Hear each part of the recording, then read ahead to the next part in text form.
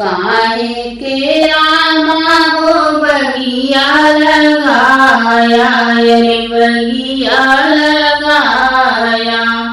काहे लगाया फूलवारी रे ललनवा। काहे लगाया फूलवारी रे ललनवा। काहे के रामा हो लैया मुर्गवनवा। काहे के रामा लैया मुर्गवनवा। अपुना चला वनवास रे ललनवा। अपुना चला वनवास रे ललनवा। देखै बिना रानी बगिया लगाए रे बगिया लगाए। सींचै बदे फूलवारी रे ललनवा। सींचै बदे फूलवारी रे ललनवा। बेलसै बदे रनिया लैया गमनवा रे लैया गमनवा। हम कालिका वनवास रे ललनवा। हम कालिका वनवास रे ललनवा। केत देखी रामा बाग बगीचा रे बाग बगीचा। केत सिंची फूलवारी रे ललनवा। केत सिंची फूलवारी रे ललनवा।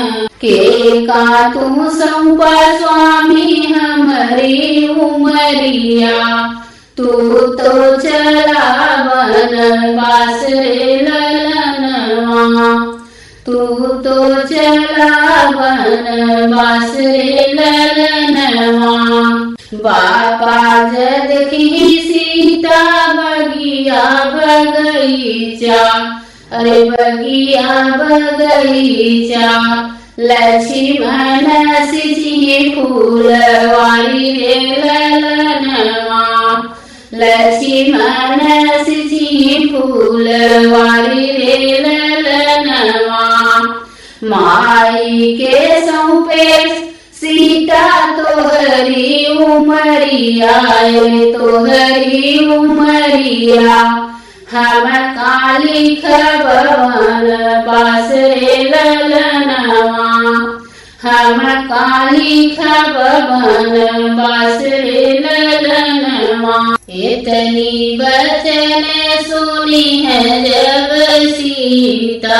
सुनी है जब सीता। सुना प्रभु अरज हमारी रे ललनवा। सुना प्रभु अरज हमारी रे ललनवा। जैसे के तड़पै स्वामी जल बिनु मछलिया जल बिनु मछलिया। वैसे तड़पै पुरुष बिना नारी रे ललनवा। वैसे तड़पै पुरुष बिना नारी रे ललनवा। जब मोरे स्वामी तू ही जब वन बसवा। हमहु चलब तोहरे साथ रे ललनवा। हमहु चलब तोहरे साथ रे ललनवा। काहे के रामा हो बगिया लगाया। काहे लगाया फूलवारी रे ललनवा। काहे लगाया फूलवारी रे ललनवा।